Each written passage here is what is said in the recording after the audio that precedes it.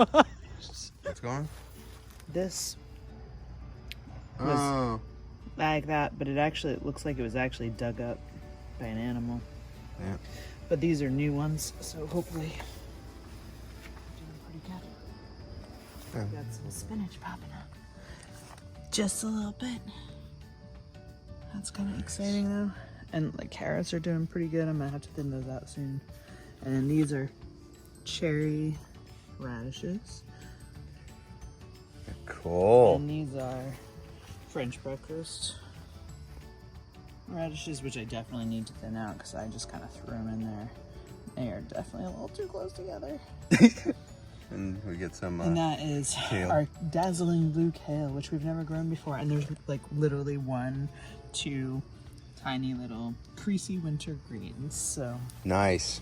and then we've got this is the other patty pan right there. Just starting to poke out. Yeah, and then just Oh, look, there we go. a few more carrots. So Maybe this time. yeah, the trick with the carrots that has worked on both of these is that you cover them while they're germinating, and that contains the moisture and the heat. I'm debating on whether I should uncover them today Let the sun keep get them. covered another day. I'll have to look and see what the Recommendation. sun is going to do today. Gotcha. More greens are going. These are all different kinds of greens. That's nice. Yeah. Almost time to get rid of the bean plant. Yeah, we're gonna do that tonight when we get home. 7 a.m. It's time for a walk. So, and the reason we're doing this at 7 is because when I decided to wake up at like 5:30, I didn't decide to do it then.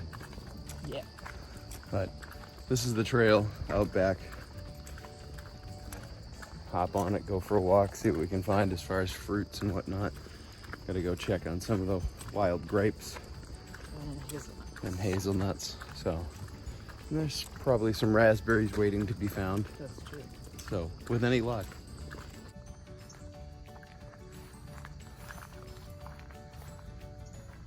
See, these are the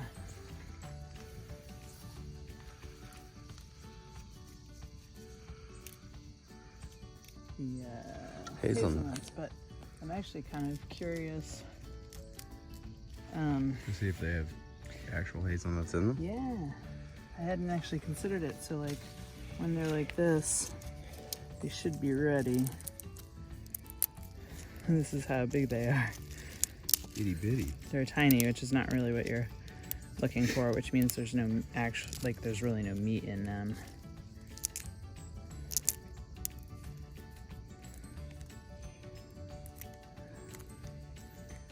But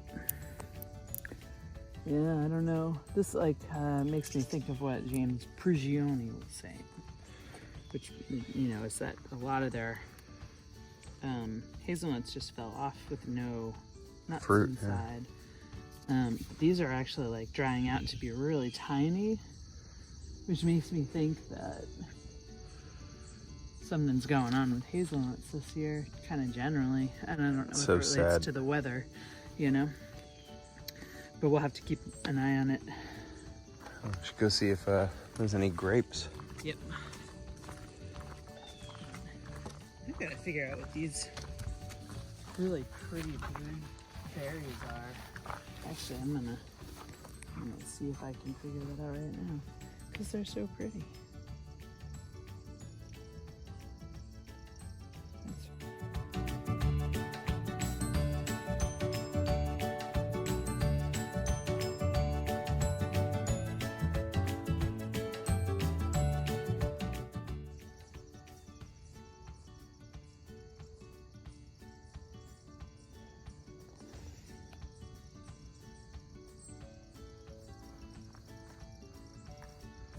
You guys at home probably can't see this, but that opening in the trees over there is a field.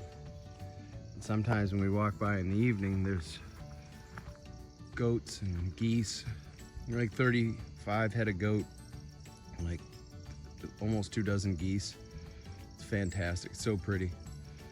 Although every time we walk by this and this choked growth of different berry bushes, all I can think of is that those goats would be a lot happier eating this stuff. And if they worked on it a bit, you might get some pruning and more fruit. We have a lot of books and programs and whatnot that you can look at that'll tell you a little bit about the plants you're looking at, but if you've ever tried to use a field guide for any of these things, often there are elements that it just doesn't look the same at all as it does in nature. So it takes practice. If you're not sure, don't eat it, don't consume it, and don't pick it. If you're not really sure and you don't need it, don't pick it.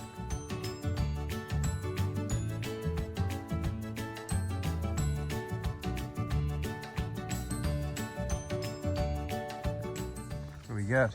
It's the grapes? These are grapes. They still have a little bit of white on them, which is what he was saying, like they're not quite ripe, but we'll come back in a few days. And I bet it'll be perfect. I mean, who knows what they taste like, but I'm gonna find out in about 2 seconds. So these are the grapes. I don't know if you can see that. They're not quite ripe yet. See if I can find one's a little soft. There we go.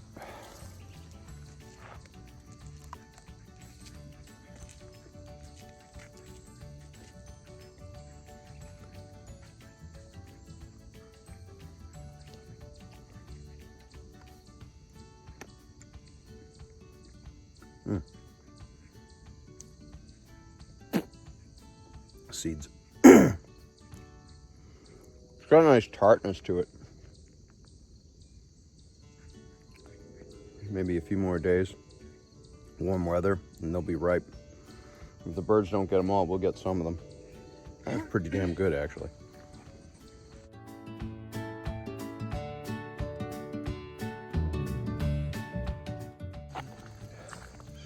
So we're out on the trail here.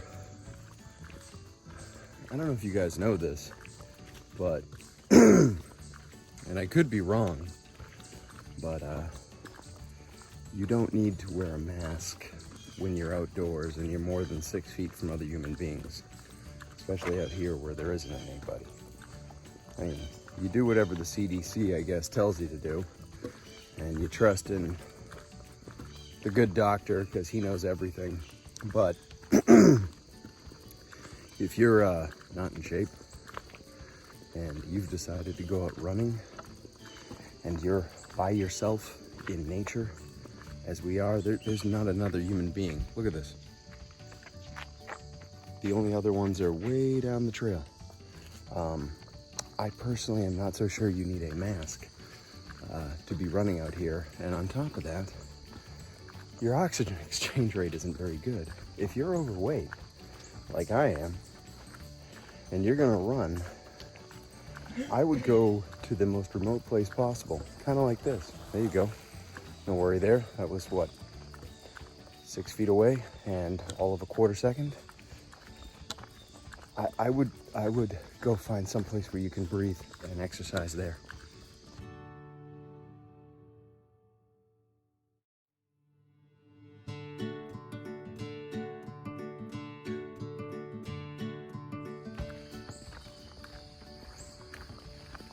Great out. Had a few clients ask us if we miss Salem. Where we live now, a couple people just rode by on bicycles, said good morning. People respect each other, they remain a safe distance, but we're not paranoid here. You can walk down this trail, you're not required to wear a mask. Obviously we have them in case we come in contact with people, but there's no new normal out here. That's just normal mostly, which is I think what we need to get back to is some sort of normal. I'm not saying don't do what you're supposed to do, just normal would be nice. We stayed up the other night. We've been crushing different permaculture courses. The two of us are like about as OCD as you get. When we find something that we like, we hammer it. We hammer it until there's nothing left. So the last few nights, all I've been doing is dreaming about silvopasture. Scoop as hell. I had one the other night where we had designed a. It's not real. This is in my head. We had a dream where I had designed this silvopasture model that whenever you changed the plant setup, and it's a model, like think like Ed Wood, it would have little rain events and clouds would manifest under it, over it and stuff. I woke up as happy as could be, and then I realized it wasn't real, and I was kind of bummed out again.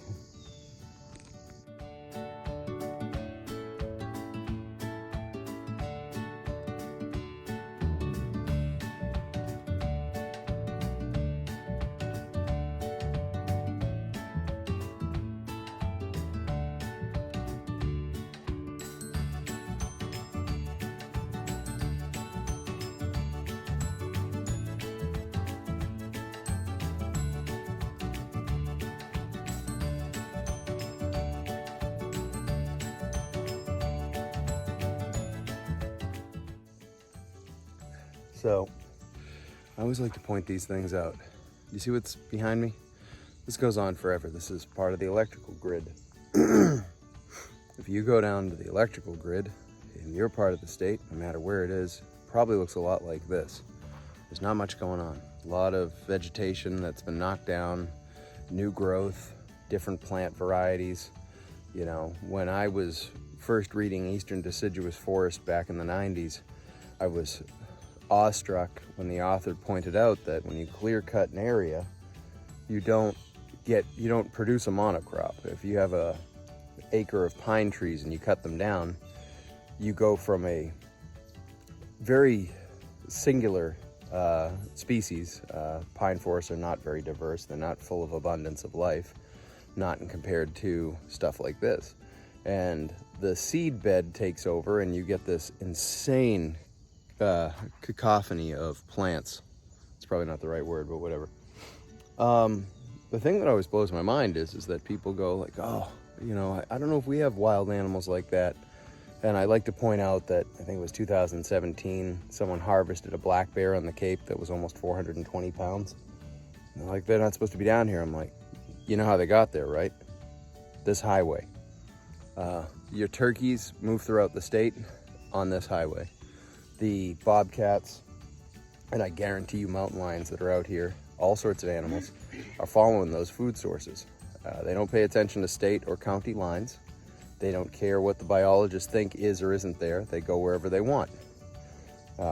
Whether you agree with his findings or not, when Rick Bass published The Lost Grizzlies about Colorado in the late 90s, he has some valid points, and there is evidence to suggest that those bears simply are nocturnal. Animals do learn over time. They adapt to us. And we give them setups like this, and then we sit there and go, God, I wish there was a way to grow food out here. There's a lot of food out here. There's a lot of eating food out here. All this woody vegetation, I guarantee you the power company pays money. And every few years they send people out here with tools, because they're tools, and they cut this crap down. And you could grow so many head of goat just running them on power lines. You could feed probably most of the state just running goats on power lines. Yeah, human beings are amazing in their inability to see opportunity when it's right in front of them, I think. Really, really bizarre. You know, we obsessively take in information about permaculture and homesteading and gardening and, you know, management of resources, and I find myself frustrated almost every day just looking at people blowing opportunities that we would literally give up fingers for. It's insane. But here you go. Look at all this. You know, how many deer are out there? Do you know? Every night when we walk down here, every day, we almost always see deer. Always. You know, if it can support deer and all these other animals, it can support all sorts of other things. And yet, what do we do with it? Can't wait to buy up property. I see it happen all the time. It breaks my damn heart. It makes me angry. Is that people come in and they buy this stuff up. Not this stuff, obviously. And what do they do with it? Put in grass that looks like some friggin' golf course. No biodiversity, full of chemicals. And then they go to the store and then they buy whatever vegan or vegetarian or health conscious or organic or farm to table option. And they go back to this. And they do go back to this because this is how they get their power. And, you know, I'm glad it's here because I got friends and family who would be without a job if it wasn't, and we would be without power. But this is a ridiculous way to get electricity to a house. This is stupid. Just saying. Especially when you got this thing over here peeking through the trees. See that? You know where all the energy on Earth comes from? This thing up there. Although if I'm being totally honest, the thing I enjoy the most, is when people ride by on bicycles and they have a helmet on and they have a mask on. The mask isn't covering their damn nose and they're on the phone. Why are you out here? What are you doing? This is nature. You're supposed to enjoy nature. You're on the damn phone. And if you're gonna wear a mask, learn how to wear a mask. It's just silly.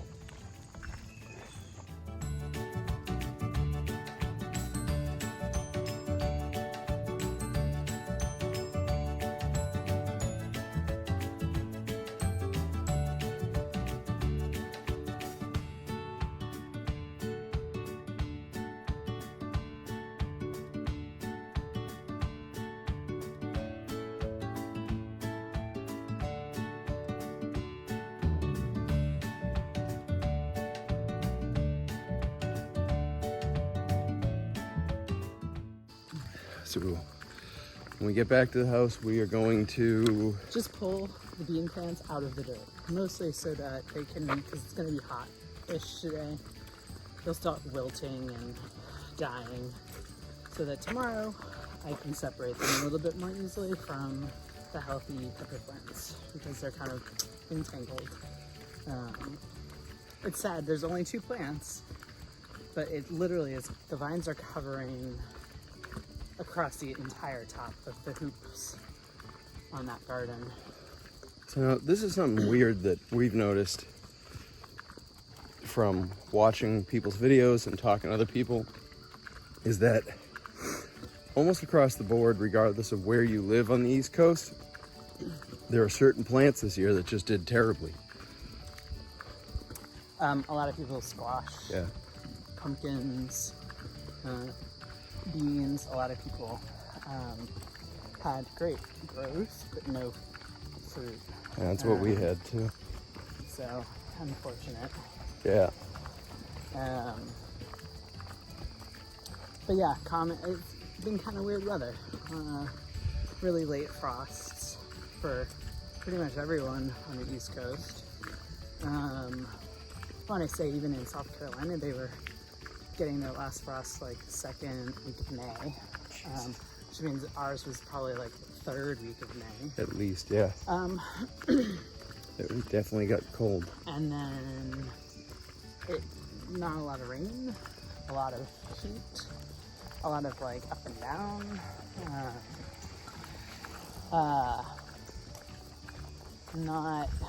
Not consistent. I mean, and summers are kind of always like that, but for whatever reason, we need lots of sun. This year I feel like it was different, but No, I don't disagree with you.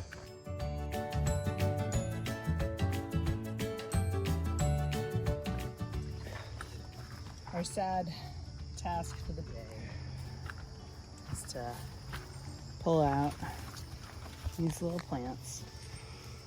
We've got 3 of them. Well, thank you for growing, friends. Yes. It's being real. Look at the root system on that. There we go.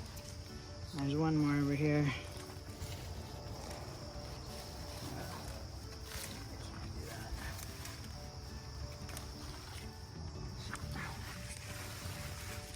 trying to get Get it unstuck. Yeah, unfortunately I can attach to the pepper plants too. But the only way I'm gonna really get this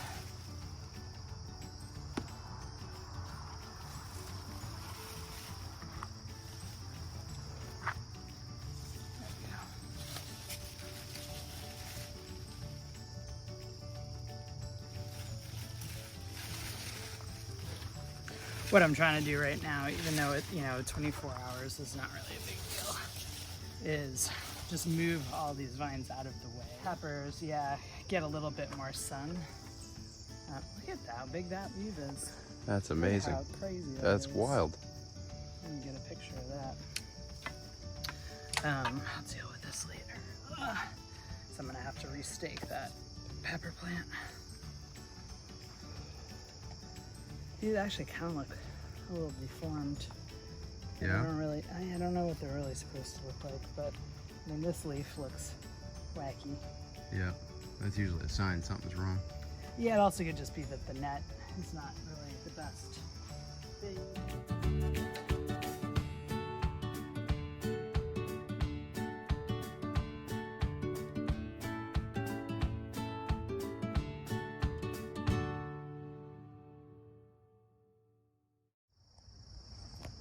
Tomorrow we'll clear all of it, untangle it, and all that stuff.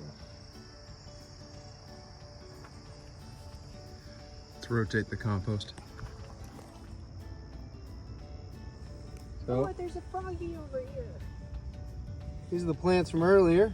That is the patty pan sausage, the last one that I planted. Squash. It's not a sausage. Why do I keep saying? If I could grow sausage, let me tell you, if I could grow sausage, I would grow sausage. What's wrong Oh with my you? But I God. literally every time I say patty pan, I say sausage instead of squash.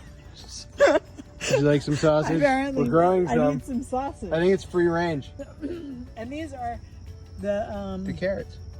other carrots. Yeah. Look at how tiny and cute they are. They are tiny and cute. The other ones weren't that tiny and perspective cute. is, look at that next to my finger. That is They're tiny. tiny and cute. And then these are all, these all popped up too. These are the creasy winter greens. Yeah. I don't know what that means. Kale. And something dug into my spinach. But I still have a couple spinach, so hopefully nothing else digs into my spinach. And then look at the radishes. These are radishes that I planted spaced out. And these are the radishes that I just went. I just think it's funny. So I took a video this morning and we haven't posted that. And I'm going to post all of this in one video probably tomorrow. I just think the difference in time is just amazing. Yep, there was heat and there was a lot of water, and that did all the tricks. And you got a knife on you. Yo, always. I got a few knives on me. Oh, there goes a rabbit. And the beans look like we pulled them and they wilted, so now we can... Yeah, so now it'll be a little bit easier for me to heat. Here, really. let me give you this one. I don't necessarily need them yet, but I may need them, so Okay. I need a knife. So I'll let you know when I get to that point. That's not a knife. This is a knife. Look at how tangled these are. They really are. It's pretty amazing when you watch a plant find something to hang on to. Yep. It will sway in the breeze until it hits something. Like, they do really have a mind of their own. Like, you can watch them move, and they have goals, Yep. and it's pretty impressive when they actually accomplish their goals. What was the arborist that was, there was a book that's out there, I cannot remember. not the secret language of trees or something, but Something like that. something like that. Yeah. And basically they explained that trees engage in a neural network in the forest, and then you have plants like ghost pipe who help complete that neural network to the mycological layer, fungi, mycelium, and they actually produce measurable signals, and they can tell when a member of the group is getting injured. Tree groups will actually force nutrients into trees that have been injured and start to regrow them from stumps. And some trees commit suicide, sacrifice themselves by making themselves like not it boost their immunity if they feel like doing so would protect the rest of the bunch. It's pretty Which is insane. pretty crazy stuff. I agree. Let's see.